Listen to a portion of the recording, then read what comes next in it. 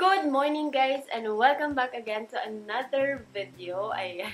Nakapag-film na ako guys and then nung natapos ako mag-film saka sinabi ng asawa ko na maputla daw ako. So ayan, uulitin natin. Maglalagay lang ako ng lip tattoo para hindi naman ako masyadong maputla dito sa ating video. So wait lang guys.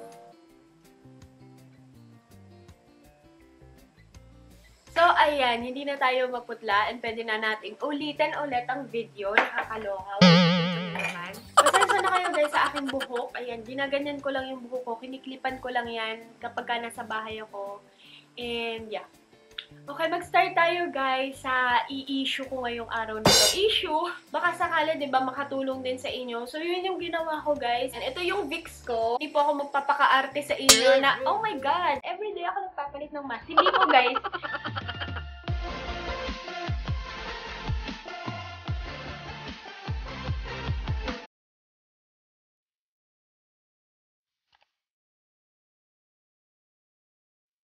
So, ayun nga, as I was saying, meron akong interesting, exciting na i-share sa inyo. I know marami sa inyo yung makaka-relate dito sa mga i-share ko. It's about Masni. It's about my 2020 breakout.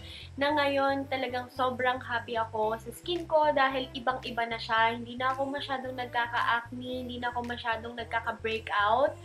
And yan, i-share ko yan sa inyo. Ayan yung talagang naging main problem ko noong 2020, yung Masni na yan. Hindi ako yung tipo ng tao na ma-pimple talaga. Hindi ako masyadong tinutubuan ng pimple except pagka time of the month. Siyempre, normal na yan mga girls, di ba? May mga time sa atin na tinutubuan tayo ng pimple kapag ka magkakaroon tayo ng buwan ng dalaw, pero mabilisan lang silang nawawala.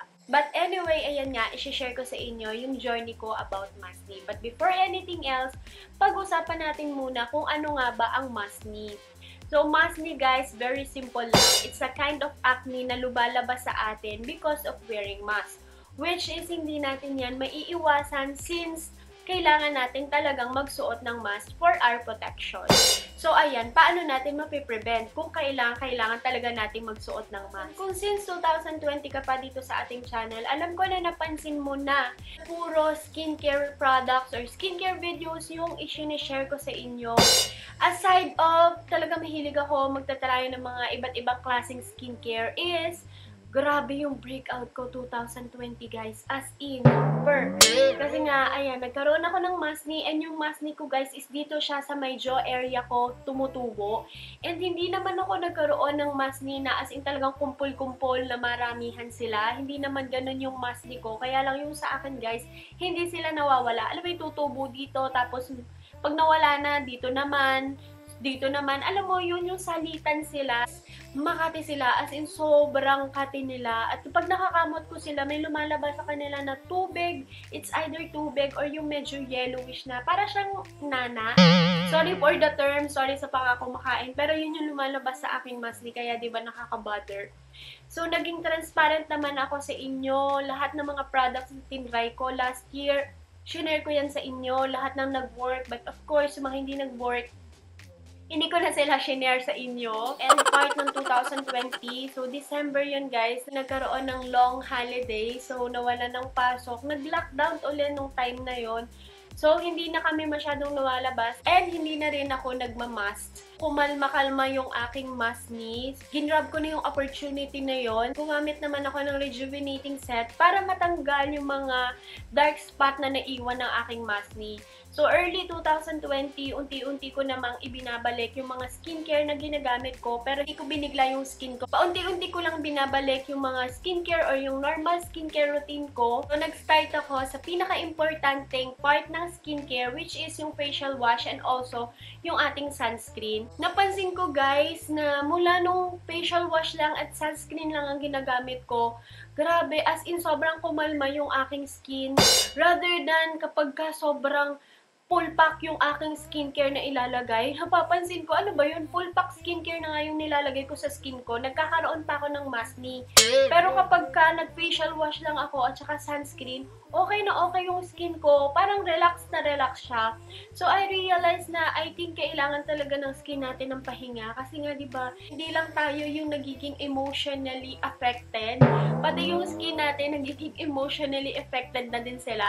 Kumbaga, kakargahan mo siya ng kakargahan ng napakaraming skincare, tapos ko-cover mo pa siya ng mask. So, ano nang mangyayari sa skin natin? Kaya sila nag-aalsahan, kaya sila nagdedemokrasyahan sa loob ng ating skin. Kasi nga, ayun, sobrang bigat. Imagine that, guys.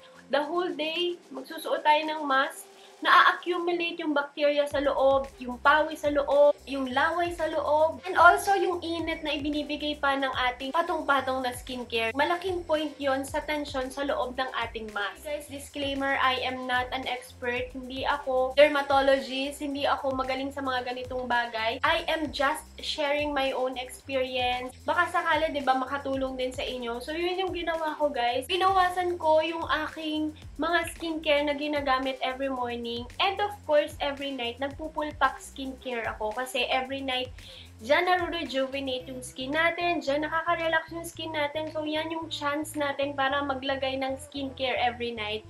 And then, every morning, sobrang light skincare lang yung ginagamit ko. Which is, nagpa-facial wash lang ako. And also, sunscreen. And by the way, guys, kung gusto mong malaman ang aking updated skincare routine or nighttime skincare routine, you can just comment down below para magawa natin sila ng video. Nagdo-double mask nga pala ako, guys. So, gumagamit ako. Pakita ko sa inyo kung ano yung ginagawa ko. Ayan. Sana naririnig niyo ako at naiintindihan niyo yung sinasabi ko. Tapos, gumagamit din ako, guys, ng cotton na sa panlabas para magandang tingnan. So, eto yung ginagawa ko everyday. Ganyan ako magsuot ng mask. Ang purpose ko kasi talaga, maliban sa para magandang tingnan, is ayan, mas malapad siya compare doon sa surgical mask. So, mas naka-cover niya ng maayos. Kasi pagka surgical mask, ayan guys, oh, may kawang siya. Kaya talagang pinapatungan ko siya ng cotton. And there's more, guys. Eka, alisin ko lang. Hindi ako makahinga. So, ayan. And there's more, guys. Hindi ko alam sa inyo, pero ako, i-irritate ako. So, ang ginagawa ko, guys, is bago ko ilagay ito, is nilalagyan ko siya ng facial tissue. Malaking bagay din kasi itong facial tissue kasi ayan, kapag ka nagpapawis na yung skin natin, imbes na sa face natin makontaminate yung pawis or yung mga laway na tumatalsik sa atin or yung bacteria sa loob, kumakapit siya sa facial tissue. So, ang ginagawa ko is tinitiklop ko lang siya ng ganyan. Ayan siya. Depende sa inyo kung paano nyo titiklopin. Basta ayan, ganyan ko lang siya itinitiklop.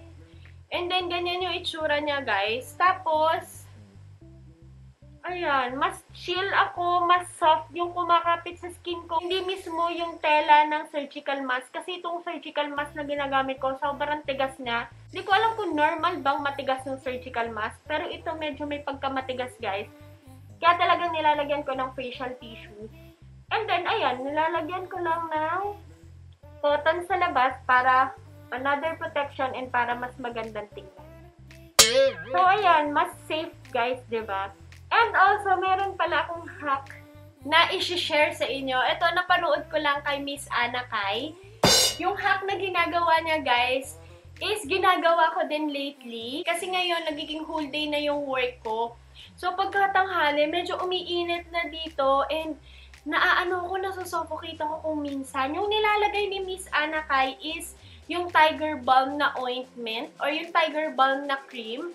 Since wala naman akong ganon, ang inilalagay ko is yung Vicks. And ito yung Vicks ko. And nilalagyan ko lang ng Vicks yung labas ng aking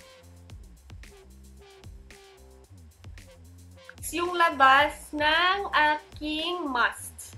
Ng aking surgical mask. Yung kulay blue, guys. Ang bango. Tapos, saka ko ulit ilalagay yung aking tissue.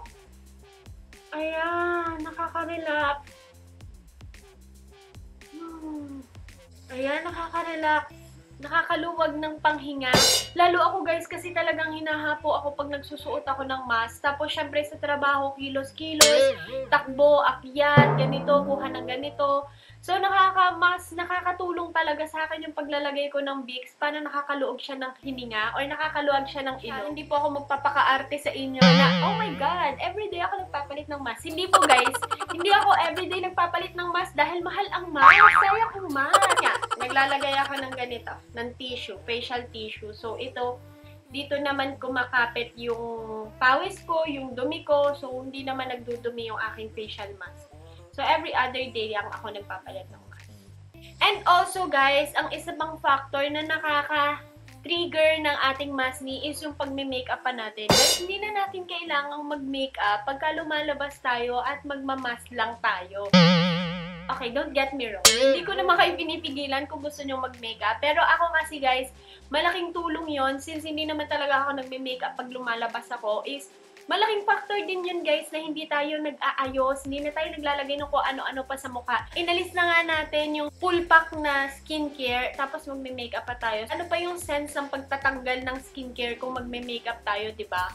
Kasi yung makeup guys, isang factor pa yun na pampabigat ng skin natin. And so basically, ayun lang guys yung ginawa ko para ma-prevent or maiwasan ko yung pagkakaroon ng mask. If you're wondering kung ano yung mga ginagamit ko lately, share ko sa inyo, even though hindi naman for me ha, hindi porket ito yung mga ginamit ko is ito na talaga yung makaka-prevent ng maskne. Syempre, depende pa rin yan. Sa hiyang-hiyang lang yan guys. Kung saan ka hiyang sa facial wash and also sunscreen, then go for that. Hindi naman kailangan na same tayo ng ginagamit para ma-prevent mo yung maskne kasi at the end of the day, iba-iba tayo ng skincare.